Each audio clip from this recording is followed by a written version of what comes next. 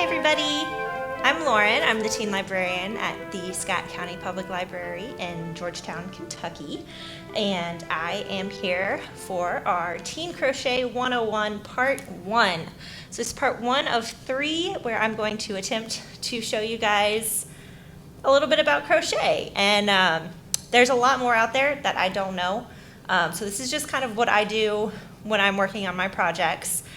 You may have seen on our Instagram and I think on our Facebook too, my temperature blanket. So I'll talk a little bit about that today, but I think we're going to get more into that next time. And yeah, so crochet is one of those, it's just a really fun hobby. And it is something that my grandmother used to do. And she did it all the time. It was every time we went up to visit her, she was working on a new blanket, and it was just gorgeous. And she did these chevron blankets, or these ripple, and they, she just made so many people would buy them from her to give as presents, and it was, it was fantastic. Everybody loved them. And it was something that when I was growing up, I loved watching her do it, and I loved watching her kind of create something out of, a skein of yarn, and it was just so magical to me. So I begged her to teach me until she finally did, and I was terrible. I am awful at it. I was always getting my tension wrong. I dropped stitches all the time. There's a lot more math to it than I was willing to do as like a 7-10-year-old. I don't remember how old I was. But as I got older, it was something that I would kind of keep going back to, and then I realized I forgot everything, and I kind of fell out of it. And then a couple years ago, I decided, you know what, I'm going to pick it up again, and I'm going to figure out how to do it. So I went to YouTube, because YouTube is awesome, and found a couple videos just as a refresher course. And kind of once I picked it back up again, I just started remembering, oh yeah, that's how you do this. So, and then of course I still have my aunts. My grandmother has passed away since, but my aunts were also taught by her, so then they taught me how to do the ripple, because I was just doing little squares until I got my tension right. So I am going to talk a little bit today about how to find the right crochet hook for your yarn that you're using, and kind of that situation. When I'm picking yarn, and if I have a project in mind, I will kind of think of either myself or the person that I want to make this project for. What did they like? What do I like? So the temperature blanket and my ripple afghan here are blankets that I'm making for myself. So I figured I will use colors that I like. So here in my ripple, I have kind of a seafoam green, a bright kind of sky blue, and then a white, just to kind of tie that together. And I really like the way it looks. It's very kind of, makes me think of the ocean and water, and just, kind of a happy water stream, whatever, which is, right up my alley. I love that. So these colors just make me feel nice and calm and relaxed, and they're still kind of cheerful. They're not, sedate. And then over here with my temperature blanket, I wanted to pick colors that made me think of that season and that kind of temperature, but also ones that I liked. I didn't want winter to just be a dreary, icky, gray all the time. So I made a little chart of the yarn that I wanted to do for each temperature and went with that. So as you can see, there's a nice kind of hot pink, a golden yellow, I think that is bright sky blue. We've got another sea green. This is kind of like I think it's called citron, but it's kind of like a lime green almost. And then we get into the cooler temperatures, so our colors get a little bit kind of deeper. So we've got kind of a green, magenta, purple, a teal, and then our very cold temperatures, which we haven't had yet this year, are down here in this gray. So again, they're all just colors that I liked, that I thought looked good together, and that I wanted to put together. So that's how I pick my colors. And then these colors here, which is what I'm going to be working with today to show you guys, these are colors that I picked for a friend. So the project that I'm working with today, working with you all today, and whatnot, are going to be kind of for her, and hopefully, hopefully she'll like it. I don't know. But I wanted to show you guys how to find the right hook for your yarn. So I'm going to scoot some of these bigger projects out of the way so we can look at this. So when you buy yarn, it usually does not come in a ball. These are skeins that I unraveled and put in a ball, just because I think it's a little easier to work with when it's round like that. Usually when you buy yarn, it's kind of in this skein. I know some companies are doing them differently now, so that's totally cool too, whatever it comes as. But you'll really want to pay attention to the label when you first get your yarn, because that's going to tell you what size crochet hook to use. So right down here, it tells you, this is a medium weight yarn. It's a 4. And then it kind of tells you, if you knit, it tells you, I guess, the ratio of that. I have no idea. And then it tells you what size hook to use. So this says a 5mm or an H hook. So I will show you here. I've got my crochet hooks, and they come in different materials. I usually like to use the aluminum ones. Those are just the ones that I'm familiar with. They're kind of lightweight and just kind of cool, easy to use. But they also come, I have a plastic one here. And I think you can get some that are made of resin now. But they have all different sizes. So as you can tell, these are very, very different sized hooks. They are not the same size hook at all. And they would not be able to do the same project. When you have these smaller hooks, those are more for lace making, because you can crochet little doilies or kind of like a lace trim thing. So when you get your smaller hooks, that's more what you're gonna use for that. I don't know how to do that. I would love to learn, but you're going to use, the regular hook.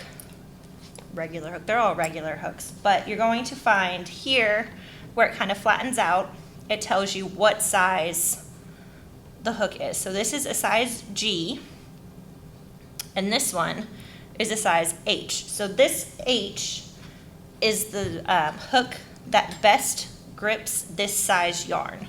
So as you can see, it just kind of fits right in there, and it won't just fall out or slide out. If it's too small, it kind of falls around. So you want to make sure you match the yarn to your hook, and I'll show you why it's very important.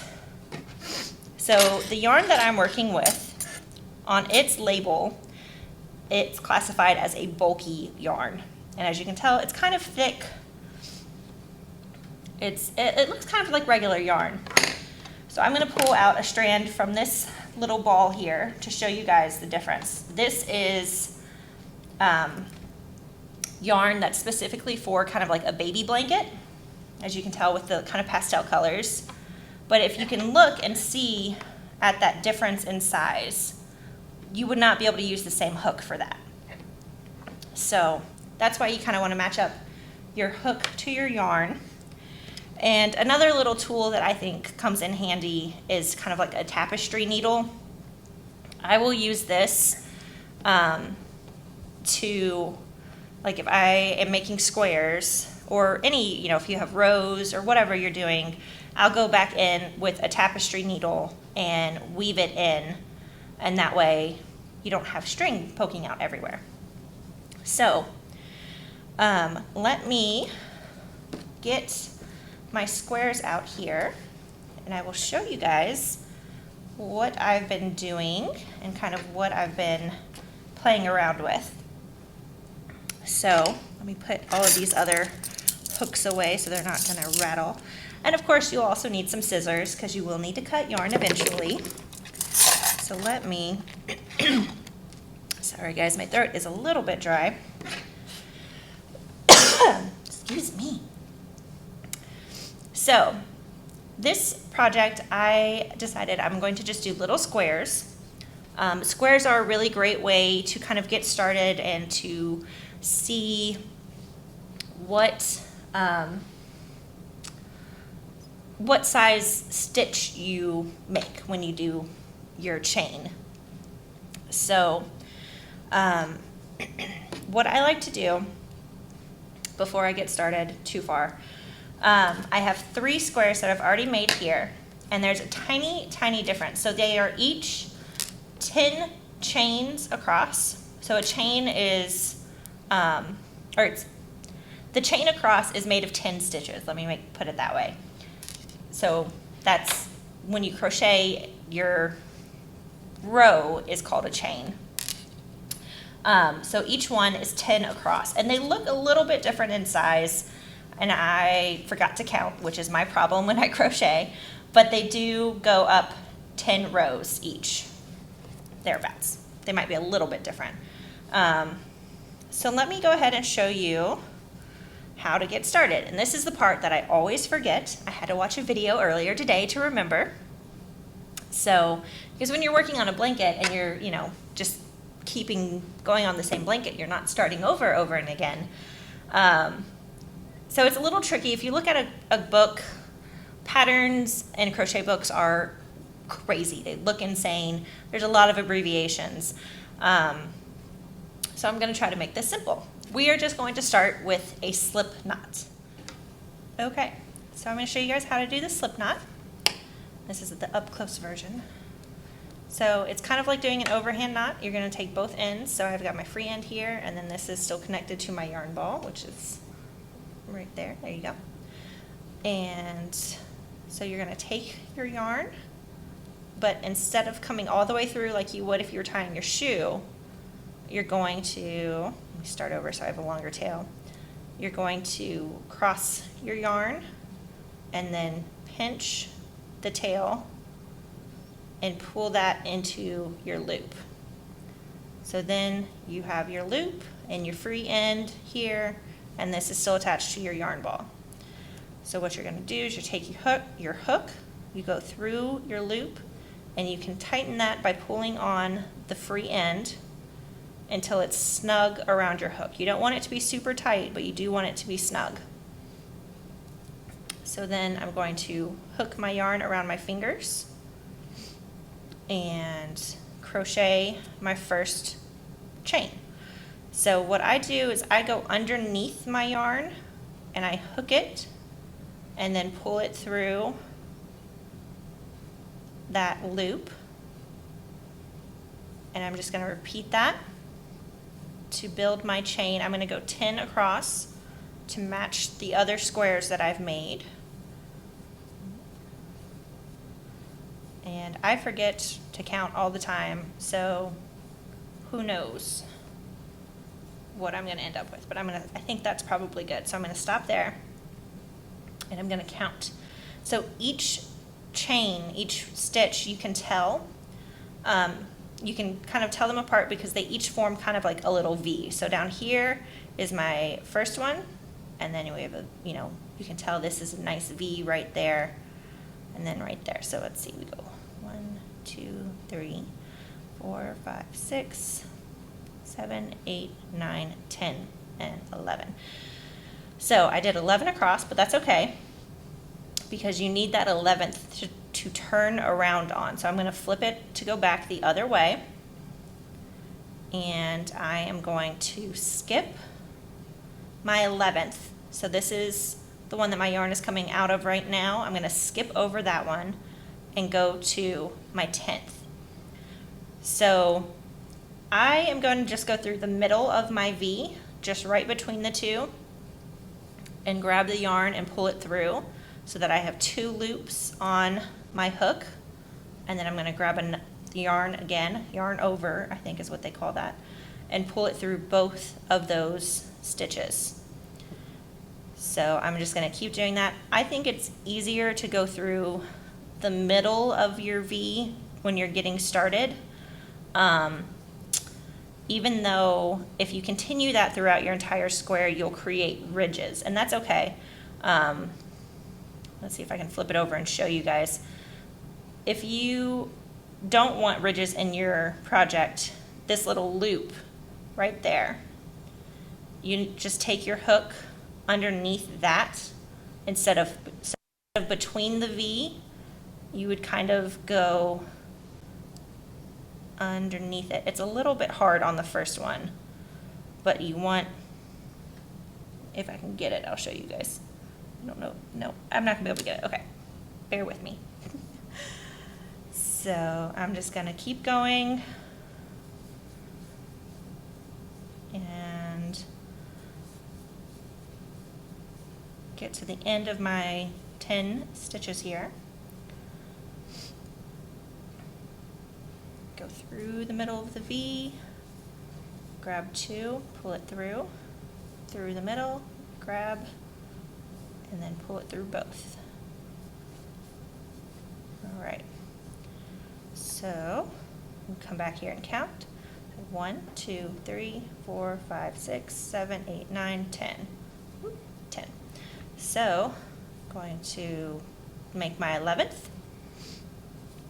And so to keep going without the ridge, I'm now going to go under both parts of my V. So instead of going through the middle like I was, I'm going to go underneath both parts. Grab the yarn, pull it underneath both, and yarn over and pull through again. So I'll show you the difference between going through the middle and going underneath both. In this blue square, you can kind of see these ridges right through here, kind of in between the rows. So that is from just going through the middle of the V. Every time I flipped it around and kept going through the middle, it put these ridges in between the rows. So if you like that, you can definitely keep doing that. Or if you want your project to be flat, this is with going underneath both parts of the V. You can see there aren't any ridges between the rows. It's a flat square. So that's kind of the difference. They both look really cool. Either one or both is fine. I don't think you could do both in the same square. I've never tried though, so if you want to, try that out. It might work, it might not, I don't know. But yeah, so they end up being about the same size, and honestly, this one I did first, so my tension was probably a little bit off, so that's why it's probably a little bit tighter than the gray square, which looks a little bit bigger behind it. But they're about the same size. It should be 10 across and 10 up. And that is how I made my squares. So there you go, guys. So you want to kind of pick which one you're going to do. And when I get started, so I'm just now doing the second row, I will usually just go through the middle just because it's easier than trying to find that little loop at first.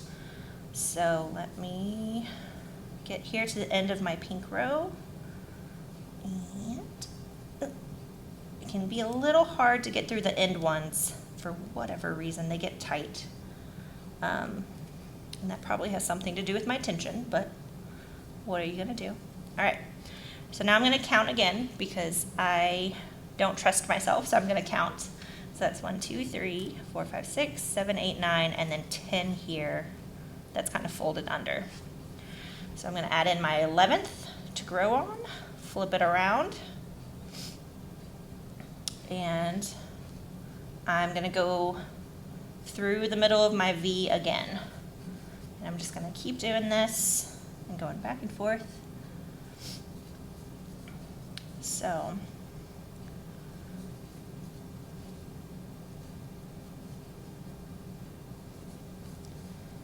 and that is one thing, actually, I totally forgot that that was a difference that you could make in the way your square or your blanket looked in the end, was by changing, you know, which stitch you used, or what part of the V that you went through. You could change the look of your blanket. So on my ripple afghan over here, I've been doing where you go through half of the V, you go through the middle, and so it has a ridge in every row. But in my temperature blanket, I, went underneath both of them, so it's a flat blanket. So it's kind of a cool, different little texture thing that you can add in. So let's see, I'm going to count 2, 3, 4, 5, 6, 7, 8, 9, 10, and one to grow on. And so the reason I keep adding the one to grow on is if you forget it, you're dropping a stitch. And that will eventually cause your square to pull in and kind of become more of a triangle.